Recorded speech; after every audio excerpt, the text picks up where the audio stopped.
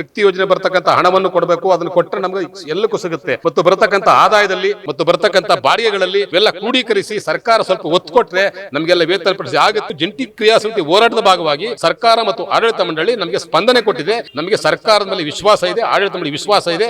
ನಮಗೆಲ್ಲ ಇವತ್ತು ಜೈಬೇರಿ ಸಿಗುತ್ತೆ. ಅನಂತ ಸುಬ್ರಾವ್ ಸಾಹೇಬರು ಸಮಾವೇಶಗಳ ಮುಖಾಂತರ 15% ಕೊಡಿಸಿದ್ದಾರೆ. ಸಮಾವೇಶ ಸತ್ಯಾಗ್ರಹ ಮಾಡಿ 7% ಸ್ಟಾರ್ಟ್ ಆದ ಶ್ರೀರಾಮುಲು ಇದ್ದಾಗ 15% ಹೋಯ್ತು. ಈಗ ನಾವು ಕೂಡ ಇಲ್ಲಿ ನಿವೃತ್ತಿ ಆದ್ರೆ ನಮಗೂ ಕೂಡ ಲಕ್ಷಾಂತರ ರೂಪಾಯಿ ಲಾಸ್ ಆಗುತ್ತೆ. ನೀವು ಸಣ್ಣ ಆಗ್ಬೇಕಲ್ವಾ? ಅದು ಒಂದು ಉತ್ತಮ ಆಹಾರದಿಂದ ಸಣ್ಣ ಆಗ್ಬೇಕಲ್ವಾ? ಪ್ರತಿದಿನ ನಮ್ಮ ಜೀನಿ ಸ್ಲಿಮ್ ನ ಯೂಸ್ ಮಾಡಿ ಯಾವುದೇ ಸೈಡ್ ಎಫೆಕ್ಟ್ ಇಲ್ದಂಗೆ ನೀವು ಸಣ್ಣ ಆಗ್ತೀರಾ. ನಮ್ಮೊಂದಿಗೆ ಸಾರಿಗೆ ಫೆಡರೇಷನ್ ಜಂಟಿ ಕ್ರಿಯಾ ಸಮಿತಿಯ ನಿರ್ದೇಶಕರಾದಂತಹ ರಂಗಸ್ವಾಮಿ ಅವರಿದ್ದಾರೆ. ಅವ್ರನ್ನ ನಾವು ಮಾತನಾಡಿಸ್ತಾ ಹೋಗೋಣ. ಸರ್, ನಾಳೆ ಮುಷ್ಕರವನ್ನ ಮಾಡಬೇಕಾಗಿತ್ತು. 1,15,000 ಸಾರಿಗೆ ನೌಕರರು ನಮ್ಮ ಬೇಡಿಕೆಗಳು ಈಡೇರುತ್ತೆ ಅನ್ನುವಂಥದ್ದನ್ನ ಎದುರು ನೋಡ್ತಾ ಇದ್ರು. ಆದರೆ ಇವತ್ತು ಹೈಕೋರ್ಟ್ ಸೂಚನೆ ಬಂದಿದೆ, PIL ಅರ್ಜಿಗಳನ್ನು ಹಾಕಲಾಗಿರುವಂಥದ್ದು. ಆದರೆ ನಾಳೆ ತಾತ್ಕಾಲಿಕವಾಗಿ ಮುಷ್ಕರವನ್ನು ನೀವು ಮುಂದೂಡಿದಿರಿ. ಮುಂದಿನ ನಿರ್ಧಾರಗಳು, ಸಭೆಗಳು ಅಥವಾ ಸರ್ಕಾರದೊಂದಿಗೆ ಏನೇನು ಮಾತುಕತೆಗಳಾಗ್ತದೆ ಅಥವಾ ನಿಮ್ಮ ಬೇಡಿಕೆಗಳು ಈಡೇರುತ್ತೆ ಅನ್ನುವಂತಹ ವಿಶ್ವಾಸ ಇದೆಯಾ? ಸರ್, ಈಗಾಗಲೇ ಎಲ್ಲ ನನ್ನ ಮಾಧ್ಯಮ ಮಿತ್ರರಿಗೆ ಅಭಿನಂದನೆಗಳು. ಈಗ ಏನು ಇವತ್ತಿನ ದಿವಸ ನಮ್ಮ ಸಾರಿಗೆ ನಿಗಮದಲ್ಲಿ ಒಂಥರ ಜಯ ಸಿಕ್ಕಿದೆ ನಮಗೆ ಅಂತ ಹೇಳ್ಬೋದು. ಯಾಕೆಂತ ಹೇಳಿದರೆ ಇವತ್ತು ಈ ಮುಷ್ಕರವನ್ನು ಜಂಟಿ ಕ್ರಿಯಾ ಸಮಿತಿ ವಾಪಸ್ ತಗೊಂಡಿರೋದು ಏನಪ್ಪ ಅಂತ ಹೇಳಿದ್ರೆ PIL ಅರ್ಜಿ ಏನಪ್ಪ ನ್ಯಾಯಾಲಯದ ಆದೇಶದ ಮೇರೆಗೆ ಇವತ್ತು ವಾಪಸ್ ತಗೊಂಡಿದ್ದೀವಿ. ಆದರೆ ನಾಳೆ ಯಥಾವತ್ತಾಗಿ ಎಲ್ಲ ವಾಹನಗಳು ಓಡ್ತಾ ಇದ್ದಾವೆ. ಯಾಕೆಂತ ಹೇಳಿದ್ರೆ ಈಗ ಏನು ಸುಮಾರು 20 ದಿನಗಳಿಂದ ಸತತ ಏನು ಗೇಟ್ ಮೀಟಿಂಗ್ ಆಗಿರ್ಬೋದು, ಪತ್ರ ರವಾನೆ ಆಗಿರ್ಬೋದು, ಇವೆಲ್ಲರೂ ಕೂಡ ಜಂಟಿ ಕ್ರಿಯಾ ಸಮಿತಿಯ ಸಂಘಟನೆಗಳು ಮತ್ತು ನಾಯಕರು ಇವತ್ತು ಚೆನ್ನಾಗಿ ಕೆಲಸ ಮಾಡಿದರು.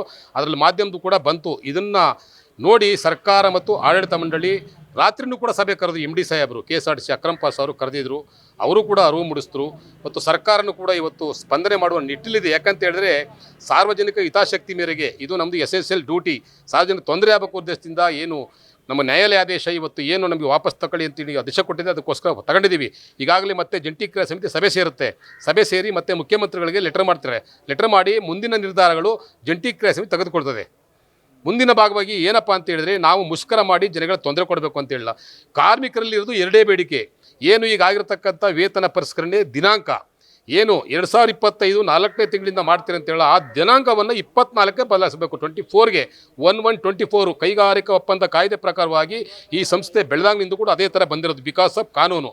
ಈ ಕಾನೂನುಗಳನ್ನ ಬದಲಾವಣೆ ಮಾಡಿಬಿಟ್ಟಿದ್ದಾರೆ ಸ್ವಲ್ಪ. ಮತ್ತು ಏನಪ್ಪ ಅಂತ ಹೇಳಿದ್ರೆ ನಿವೃತ್ತಿ ಆದವರು ನೌಕರರು ಬಹಳ ಮುಖ್ಯ. ಇದರಲ್ಲಿ ಸುಮಾರು ಜನ 24ರಲ್ಲಿ 20 ಸುಮಾರು ಜನ ನಿವೃತ್ತಿ ಆಗಿದ್ದಾರೆ. ಅದೇನಪ್ಪ ಅಂದರೆ 24ರಿಂದ ಮಾಡಿದ್ರೆ ನಿವೃತ್ತಿ ಆದವರಿಗೆ ಭಾಳ ಒಳ್ಳೆಯದಾಗುತ್ತೆ. ಈಗ ನಾವು ಕೂಡ ಇಲ್ಲಿ ನಿವೃತ್ತಿ ಆದರೆ ನಮಗೂ ಕೂಡ ಲಕ್ಷಾಂತರ ರೂಪಾಯಿ ಲಾಸ್ ಆಗುತ್ತೆ. ಅದಕ್ಕೋಸ್ಕರ ಈ ದಿನಾಂಕ ಮತ್ತು ಪರ್ಸೆಂಟೇಜು 12% ಸರ್ಕಾರ ಘೋಷಣೆ ಮಾಡಿದೆ. ಯಾರೋ ಹೇಳ್ತಾ ಇದ್ದಾರೆ ಏನು ಈ ಒಂದು 12% ಯಾರು ಮಾಡಿಸ್ತಾರೆ ಅಂತ ಸರ್ಕಾರನೇ ಮಾಡಿದ್ರು. ನೇರವಾಗಿ ಸನ್ಮಾನ್ಯ ನಮ್ಮ ಸಚಿವರಾಗಿರೋಂಥ ರಾಮಲಿಂಗ ರೆಡ್ಡಿ ಹೇಳಿದ್ದಾರೆ, ನಾವೇ ಮಾಡಿ. ಈಗ ಕೆಲವೊಂದು ನಿಮ್ಮ ಕಾರ್ಮಿಕರ ಒಂದು ಮನಸ್ಸಿನಲ್ಲಿದೆ, 1,15,000 ಏನೋ ಸಾರಿಗೆ ನೌಕರರಿದ್ರು, ಅವರಲ್ಲಿ ಮನಸ್ಸಲ್ಲಿದೆ. ಅಂದರೆ ಈ ಒಂದು ಈಗ ಒಪ್ಕೊಂಡಿರುವಂಥದ್ದು ಅಂದರೆ ಈಗ ಆಗಿರುವಂತಹ ಬೆಳವಣಿಗೆಗೆ ಜಂಟಿ ಕ್ರಿಯಾ ಸಮಿತಿನೂ ಕೂಡ ಅದಕ್ಕೆ ಗ್ರೀನ್ ಸಿಗ್ನಲ್ ಕೊಟ್ಟಿದೆ ಅನ್ನುವಂಥದ್ದನ್ನು ಕೂಡ ಹೇಳಿರುವಂಥದ್ದು. ಅದಕ್ಕೆ ಏನು ಹೇಳ್ತೀರಿ ನೀವು ಅಂತ? ಇವತ್ತು ಜಂಟಿ ಕ್ರಿಯಾ ಸಮಿತಿ ನಮ್ಮದು ಹೋರಾಟ ಏನು ಸಂಘಟನೆಗಳಿದೆ, ನಮ್ಮ ಹೋರಾಟ ಮಾಡಿದ್ದೀವಿ. ಸರ್ಕಾರ ಆಗಿರ್ಬೋದು, ಆಡಳಿತ ಮಂಡಳಿ ನಮಗೆ ನಮ್ಮ ಬೇಡಿಕೆಗಳನ್ನ ಈಡೇರಿಸಿ. ಎಷ್ಟು ಬೇಡಿಕೆ ಇಲ್ಲ, ಏನು 12% ಮಾಡಿದ್ರೆ ನಮಗೆ ಜಾಸ್ತಿ ಮಾಡಬೇಕು. ನಮ್ಮ ಡಿಮ್ಯಾಂಡು 25%. 12.5%ಗೆ ಜಂಟಿ ಕ್ರಿಯಾ ಸಮಿತಿ ಒಪ್ಕೊಂಡಿಲ್ವಾ? ಒಪ್ಕೊಂಡಿಲ್ಲ. ನಿಜವಾಗ್ಲೂ ಕೂಡ ಜಂಟಿ ಕ್ರಿಯಾ ಸಮಿತಿಯವರು ಒಪ್ಕೊಂಡಿಲ್ಲ. ಯಾವುದೇ ಮಾಧ್ಯಮದಲ್ಲೂ ಕೂಡ ಒಪ್ಕೊಂಡಿಲ್ಲ. ಅದನ್ನು ನಾವು ಇನ್ನೊಬ್ಬ ನಮಗೆ ಬದಲಾವಣೆ ಮಾಡಿಕೊಡ್ಬೇಕು. ಮತ್ತು ದಿನಾಂಕ ಎರಡೇ ಡಿಮ್ಯಾಂಡ್ಸ್ ಕೇಳಿರೋದು. ಇನ್ನು ಮತ್ತು ಈಗ ನಮಗೆ ನೆಕ್ಸ್ಟ್ BDA ಮರ್ಜ್ ಆಗಬೇಕು, ಇವನ್ ಇನ್ಕ್ರಿಮೆಂಟ್ಗಳು ರೈಸ್ ಆಗಬೇಕು. ಅದು ಫಸ್ಟು ಅಗ್ರಿಮೆಂಟ್ ಮಾಡಿ ನಮಗೇನು 26 ತಿಂಗಳು ಅರಿಯರ್ಸು, ಅದರಲ್ಲಿ ಇವತ್ತು 11 ತಿಂಗಳು ರೇರ್ಸ್ನ ಕೊಟ್ಟಿದ್ದಾರೆ. ಅದಕ್ಕೆ ಮಾತ್ರ ಸ್ವಾಗತ ಬಯಸಿದ್ದೀವಿ, ಯಾರು ನಮ್ಮ ಜಂಟಿ ಕ್ರಿಯಾ ಸಮಿತಿಯವರು ಅಷ್ಟೇ. ಮತ್ತು ಇನ್ನೂ 1 ವರ್ಷ ಕೊಡಬೇಕು. ಮತ್ತು ಈಗಾಗಿರ್ತಕ್ಕಂಥ ವೇತನ ಪರಿಷ್ಕರಣೆ ಹಿಂಬಾಕಿನೂ ಕೊಡಬೇಕು. ನಿವೃತ್ತ ನೌಕರಿಗೂ ಸಿಗುತ್ತೆ ಅದು, ಮತ್ತು ಎಲ್ಲರಿಗೂ ಅನುಕೂಲ ಆಗುತ್ತೆ. ಅದಕ್ಕೋಸ್ಕರ ಇವತ್ತು ಜಂಟಿ ಕ್ರಿಯಾ ಸಮಿತಿ ಹೋರಾಟದ ಭಾಗವಾಗಿ ಸರ್ಕಾರ ಮತ್ತು ಆಡಳಿತ ಮಂಡಳಿ ನಮಗೆ ಸ್ಪಂದನೆ ಕೊಟ್ಟಿದೆ. ನ್ಯಾಯಾಲಯ ಕೊಟ್ಟಿದೆ ಸರ್ಕಾರಕ್ಕೂ ಮತ್ತು ಏನು ನಮ್ಮ ಹೋರಾಟಕ್ಕೂ ಕೊಟ್ಟಿದೆ. ಇವತ್ತು 2 ದಿನಗಳಲ್ಲಿ ಕರೆದು ಮಾತುಕತೆ ಮಾಡಿ ಅಂತೇಳಿ ಹೇಳಿದರೆ ನಮ್ಮ ಗೃಹ ಸಚಿವರು ಅವರು ಕೂಡ ಹೇಳಿದ್ದಾರೆ. ಈಗೆಲ್ಲ ಮಾಧ್ಯಮದಲ್ಲಿ ಬಂದಿದೆ, ಅವರು ಕೂಡ ಮಾತಾಡಿದ್ದಾರೆ. ನಮಗೆ ಸರ್ಕಾರದ ಮೇಲೆ ವಿಶ್ವಾಸ ಇದೆ, ಆಡಳಿತ ಮೇಲೆ ವಿಶ್ವಾಸ ಇದೆ. ನಮಗೆಲ್ಲ ಇವತ್ತು ಜೈಬೇರಿ ಸಿಗುತ್ತೆ. ಇನ್ನು 2-3 ದಿನದಲ್ಲಿ ಒಳ್ಳೆಯದು ಆಗ್ಬೋದು ಅಂತೇಳಿ ನಾನು ನಂಬಿದ್ದೀನಿ ಸರ್. ಅಲ್ಲ, ಈಗ ಸರ್ಕಾರ ಬಂದು 3 ವರ್ಷ ಕಳೆದ್ರೂ ಕೂಡ ನಿಮ್ಮ ಬೇಡಿಕೆಗಳು ಈಡೇರಲಿಲ್ಲ.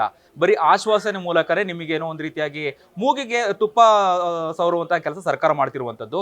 ಸ್ವಾಮಿ, ನಮಗೆ ಯಾವಾಗ ನಮ್ಮ ಬೇಡಿಕೆಗಳು ಈಡೇರುತ್ತೆ ಅಂತ ಹೇಳಿ ನಿಮ್ಮ ಕಾರ್ಮಿಕರು ಕೇಳ್ತಾ ಇದ್ದಾರೆ. ಈ ಮೂಲಕ ಜಂಟಿ ಕ್ರಿಯಾ ಸಮಿತಿ ಏನು ಸಂದೇಶ ರವಾನೆ ಮಾಡುತ್ತೆ 1,15,000 ಸಾರಿಗೆ ನೌಕರರಿಗೆ ಅಂತ? ಇಷ್ಟರಲ್ಲೇ ಸಭೆ ಆಗುತ್ತೆ. ಈಗ ಈಗ ಜಂಟಿ ಕ್ರಿಯಾ ಸಮಿತಿ ಈಗ ಮಾಧ್ಯಮದ ಮುಖಾಂತರ ಸ್ಟ್ರೈಕನ್ನು ವಾಪಸ್ ತಗೊಂಡಿದ್ದೀವಿ ನ್ಯಾಯಾಲಯ ಅಂತ ಹೇಳಿದ್ರಲ್ವಾ, ಈಗ ಮತ್ತೆ ಸಭೆ ಸೇರ್ತಾರೆ. ಈಗ ತಾನೇ ಲೆಟರ್ ಬಂದಿದೆ, ಕೋರ್ಟ್ ಆದೇಶ ಲೆಟರ್ ಬಂದಿದೆ. ಈಗ ಆ ಲೆಟರ್ ನೋಡ್ಕೊಂಡು ಮತ್ತೆ ಲೆಟರ್ ಮಾಡ್ತಾರೆ, ಮುಂದೆ ಏನು ಮಾಡಬೇಕು ಅಥವಾ ಲೆಟರ್ ಕೊಡಬೇಕಾ ಮುಖ್ಯಮಂತ್ರಿಗಳಿಗೆ, ಆಡಳಿತ ಲೆಟರ್ ಕೊಡಬೇಕು ಅನ್ನೋದು ಡಿಸೈಡ್ ಮಾಡ್ತಾರೆ ಜಂಟಿ ಕ್ರಿಯಾ ಸಮಿತಿ. ಯಾಕೆಂದರೆ ಅದು ವೈಯಕ್ತಿಕ ಹೇಳೋಕ್ಕಾಗಲ್ಲ, ಅದು depend upon the joint committee ಏನು ಕೊಡುತ್ತೆ. ಮುಂದಿನ ಹೋರಾಟ ಮಾಡ್ತಾರೋ ಅಥವಾ ಹಂಗೆ ಏನು ಇವತ್ತು ಕಾಮ್ರೇಡ್ ಅನಂತ್ ಸುಬ್ರಾವ್ ಸಾಹೇಬರು ಸಮಾವೇಶಗಳ ಮುಖಾಂತರ 15% ಕೊಡಿಸಿದ್ದಾರೆ. ಯಾವುದೇ ಮುಷ್ಕರ ಮಾಡಿಲ್ಲ ನಾವು. ಆಗ ಯಾವುದೇ ಮುಷ್ಕರ ಬಳಿ ಸಮಾವೇಶ ಸತ್ಯಾಗ್ರಹ ಮಾಡಿ 7% ಸ್ಟಾರ್ಟ್ ಆದ ಶ್ರೀರಾಮುಲು ಇದ್ದಾಗ 15% ಹೋಯಿತು. ಈಗಲೂ ಅಷ್ಟೇ 7% ಕೊಟ್ಟರು, BMTC 3 ಕೊಡ್ತೀವಿ ಅಂದರು.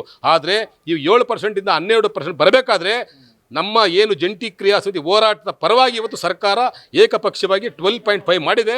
ಇನ್ನು ಸ್ವಲ್ಪ ನಮಗೆ ಜಾಸ್ತಿ ಮಾಡಿ ನಮಗೆ 1/1/24 ವೇತನ ಪ್ರಶ್ನೆ ಮಾಡಬೇಕು ಅಂತೇಳಿ ನಮ್ಮ ಜಂಟಿ ಕ್ರಿಯಾ ಸಮಿತಿ ಕೇಳ್ಕೊತಾ ಇದ್ದೀನಿ. ಓಕೆ, ಹಾಗಿದ್ರೆ ಇನ್ನೂ 2 ವರ್ಷ ಕಾಯ್ತೀರಾ ನೀವು? ಹಾಗಾದ್ರೆ ನಿಮ್ಮ ಬೇಡಿಕೆಗಳು ಈಡೇರಿಸುವಂತ ನಿಟ್ಟಿನಲ್ಲಿ 2 ವರ್ಷ ಕಾಯ್ತೀರಾ? ಹಾಗಾದ್ರೆ ವೆಯ್ಟ್ ಮಾಡ್ತೀರಾ, ಕಾಯಿಸ್ತೀರಾ ಹಾಗಾದ್ರೆ ಸಾರಿಗೆ ನೌಕರರನ್ನ? ಇಲ್ಲ, ಯಾವುದೇ ಕಾರಣಕ್ಕೂ ಸಮಯಕ್ಕಾಗಲ್ಲ, ಗೊತ್ತಾಯ್ತಾ? ಯಾಕಂದರೆ ಇನ್ನೂ ನೀವು ಹೇಳ್ದಂಗೆ 3 ವರ್ಷ ಆಗಾಯಿತು. ಇವತ್ತು ಕೂಡ ಒಂದು ಸಮಾರಂಭಗಳು ಕೂಡ ಮಾಡಿದ್ದಾರೆ. ಸರ್ಕಾರದ ಬಗ್ಗೆ ನಾವು ಏನಪ್ಪ ಅಂತೇಳಿದ್ರೆ ಸ್ವಲ್ಪ ನಂಬಿಕೆ ಇದೆ. ಸರ್ಕಾರದ ಬಗ್ಗೆ ನಂಬಿಕೆ ಇದೆ. ಏನಪ್ಪ ಅಂತ ಹೇಳಿದ್ರೆ ಆರ್ಥಿಕ ಮುಗ್ಗಟ್ಟು ಇದೆ, ಎಸೆನ್ಷಿಯಲ್ ಸರ್ವಿಸು. ಇವು ಸರ್ಕಾರ ಕೊಡಬೇಕು, ಶಕ್ತಿ ಯೋಜನೆ ಬರ್ತಕ್ಕಂಥ ಹಣವನ್ನು ಕೊಡಬೇಕು. ಅದನ್ನು ಕೊಟ್ಟರೆ ನಮಗೆ ಎಲ್ಲಕ್ಕೂ ಸಿಗುತ್ತೆ. ಮತ್ತು ಬರ್ತಕ್ಕಂಥ ಆದಾಯದಲ್ಲಿ ಮತ್ತು ಬರ್ತಕ್ಕಂಥ ಬಾಡಿಗೆಗಳಲ್ಲಿ ನಾವೆಲ್ಲ ಕ್ರೋಢೀಕರಿಸಿ ಸರ್ಕಾರ ಸ್ವಲ್ಪ ಒತ್ತು ಕೊಟ್ಟರೆ ನಮಗೆಲ್ಲ ವೇತನ ಪಡಿಸಿ ಆಗುತ್ತೆ. ಸರ್ಕಾರಕ್ಕೂ ನಾವು ಧನ್ಯವಾದ, ಜಂಟಿ ಕ್ರಿಯಾ ಸಮಿತಿ ಧನ್ಯವಾದ. ನಮಗೆ ಇವತ್ತು ಜಯಬೇರೆ ಸಿಕ್ಕಿದೆ. ಈ ಒಂದು ಹೋರಾಟದ ಫಲವಾಗಿ ಜಂಟಿ ಕ್ರಿಯಾ ಸಮಿತಿ ಎಲ್ಲ ಸಂಘಟನೆಗಳು ನನ್ನ ವೈಯಕ್ತಿಕ ಪರವಾಗಿ ನನ್ನ ವೈಯಕ್ತಿಕ ಸಲಹೆಯನ್ನು ಕೊಡ್ತಾ ಇದೆ. ಧನ್ಯವಾದಗಳು. ಓಕೆ, ಇದಿಷ್ಟು ಜಿ ರಂಗಸ್ವಾಮಿ ಅವರ ಮಾತುಗಳಾಗಿತ್ತು. ಕ್ಯಾಮ್ರಾ ಪರ್ಸನ್ ನವೀನ್ ಜೊತೆ ಅಭಿಜಿತ್ ಗಣೇಶ್, ಕರ್ನಾಟಕ ಟಿವಿ, ಬೆಂಗಳೂರು.